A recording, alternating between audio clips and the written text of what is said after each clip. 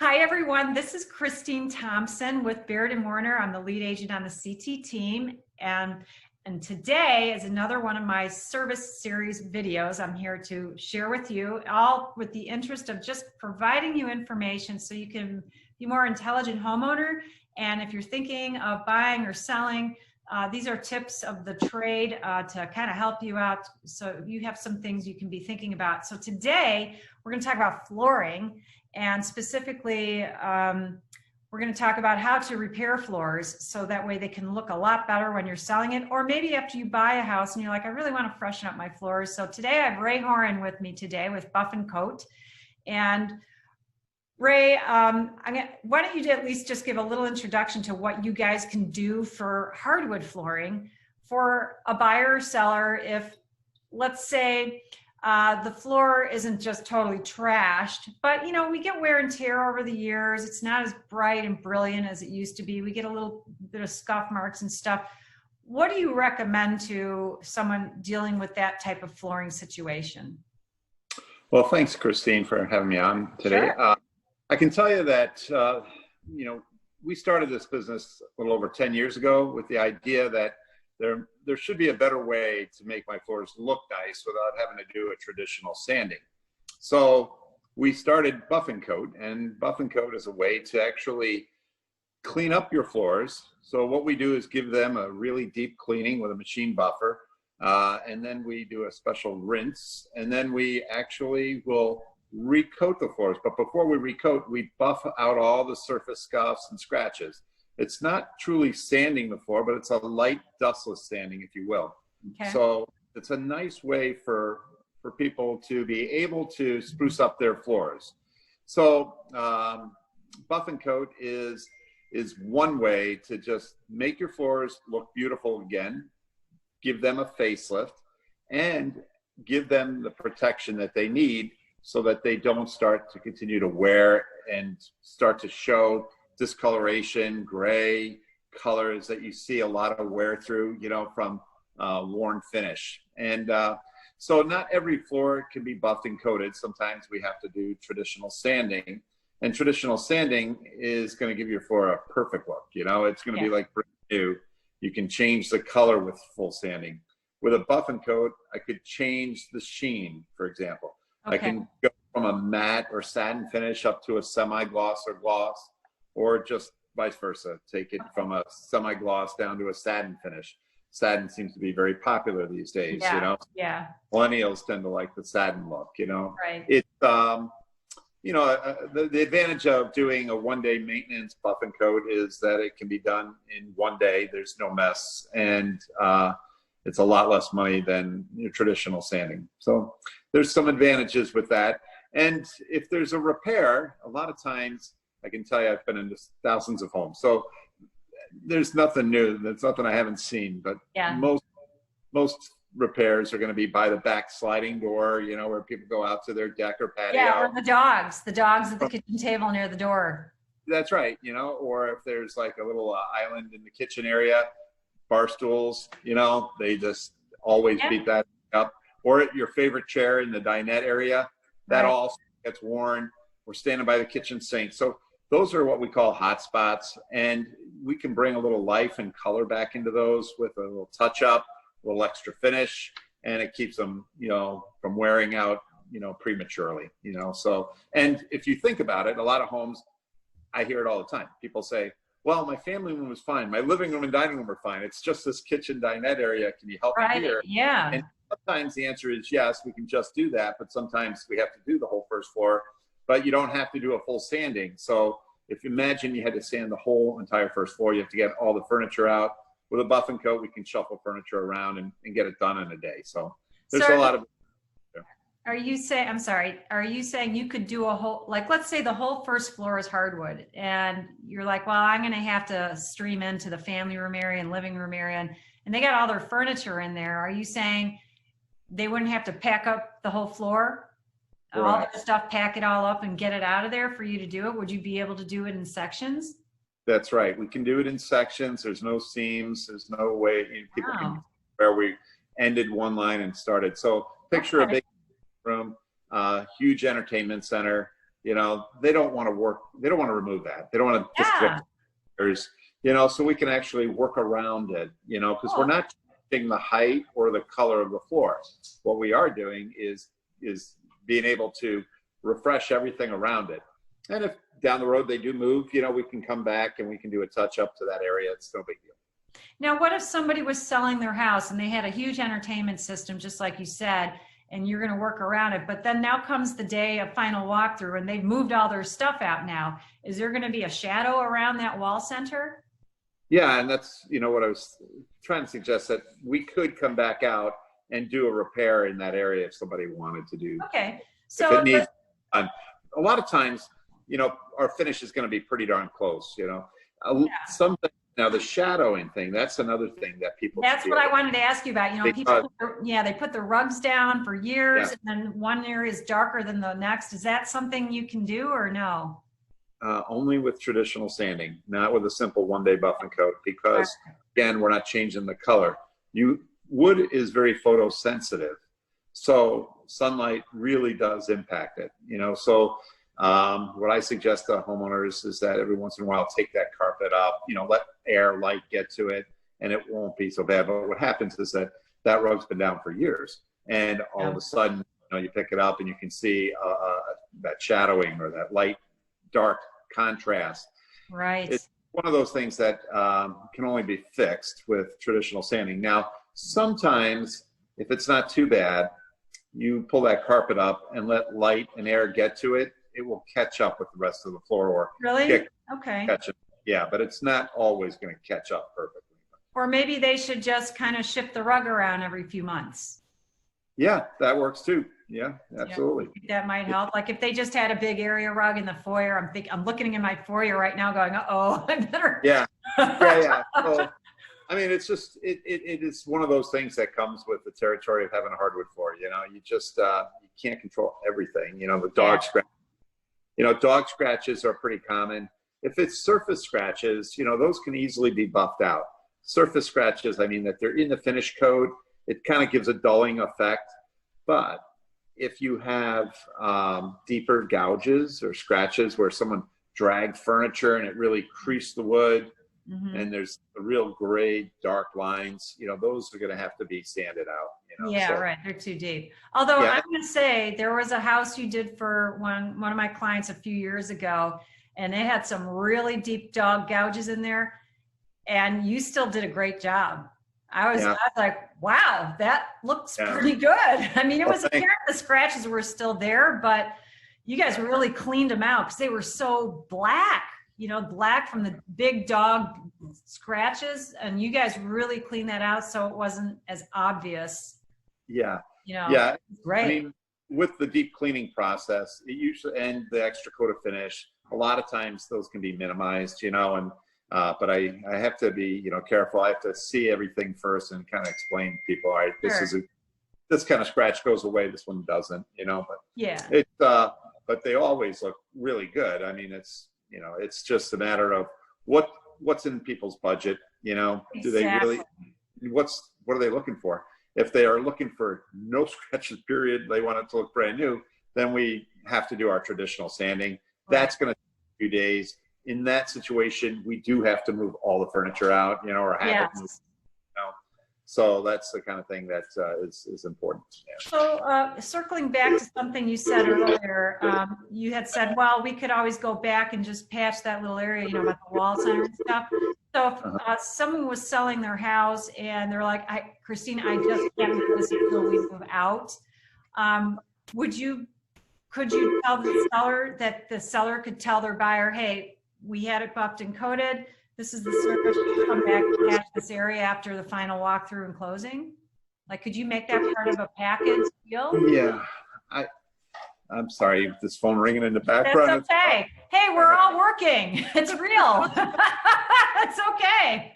Yeah.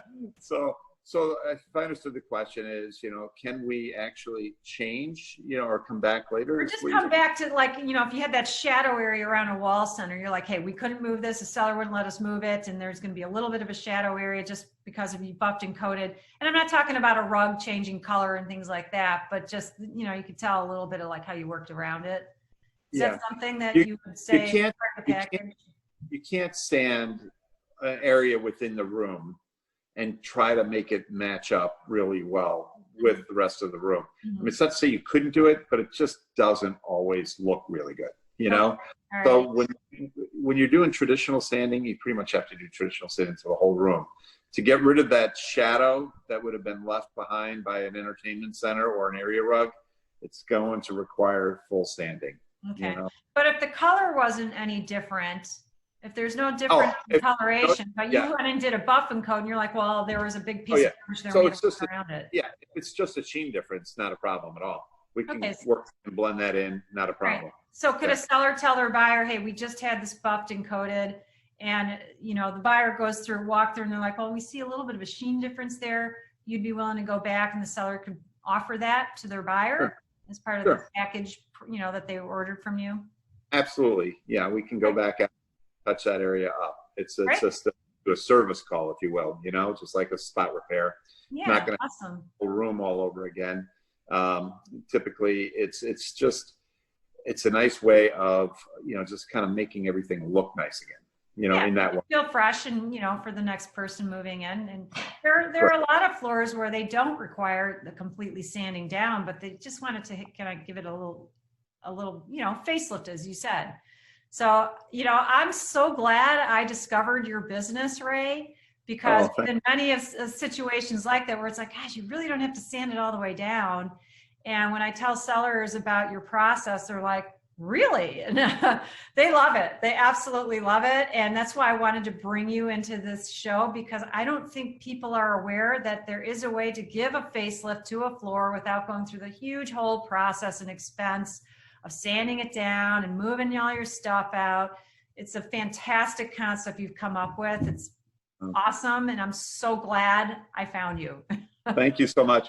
I would like to leave with one tip here for everyone, you know, Yeah. is that it's cleaning products. Okay. Oh, yes, please. The biggest nemesis out there for us and for any sander actually are these products where people will put an artificial shine down.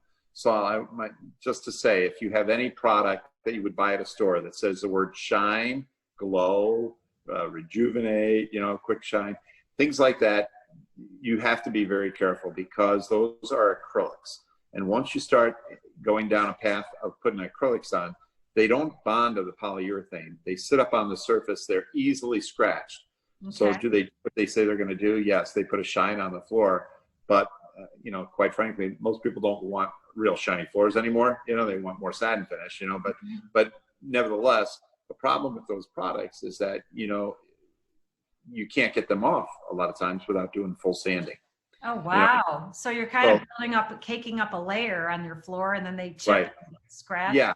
And people put different products on, you know, so we just recommend using anything that just says cleaner on it, you know, just go into the sink, filling up a bucket of warm water, add a little white vinegar, you know, a soft clean cloth, wring it out so it's damp, not wet, wipe the boards, so that's going to keep your floors clean. Okay. Beware of steam cleaners, you know, water and wood don't mix. So there's been a lot of damage done by steam cleaners. Do they clean? Absolutely. Is it good for the wood? No. You know, so Wow. that's the thing to be aware of. What about Murphy's oil soap? You know, Murphy's, people like the smell of Murphy soap. You know, it builds up too. It's, you know, Does it? can it off, yes, you know, so, but I'm not a huge fan of Murphy's soap. Sorry, folks at Murphy's, but you know, it's just, That's okay. I mean, I used to, we had our floors totally redone in my own house, and before it was redone, for years I used Murphy's oil soap, and it made it look all, you know, but then I noticed there were some areas that was not looking good at all. Do you think it's because I used the Murphy's oil soap for years? yeah, it definitely builds up. It just kind of builds a residue, you know, over time. Interesting. So, yeah, so. I messed up my floors. Yeah. The old Buff- floors. I got it all sanded off now. Yeah.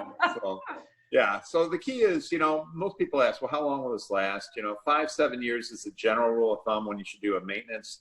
What you want to do is, at the very first sign that your floors are starting to show a little gray or a little wear and tear, if they're harder to clean, okay, that's the time that tells you, okay, the finish needs something here. And we do 1-day maintenance, you know. But if If it's, you know, a color change, like I said earlier, or if it's just something that is really beat up, you know, then I usually advise you need full sanding, you know. Yeah, But for sure. pet stains, it's going to require board replacement. You know, urine stains from a pet, that does not buff out. It doesn't sand out. You know, And let's hope it's not in the floorboards below. yes. Yeah. Oh my goodness. Yeah. It could kind of, so it's one of those things that you have to be kind of careful about. And certainly this time of year, Christmas is coming up, you know, people are putting live Christmas trees in.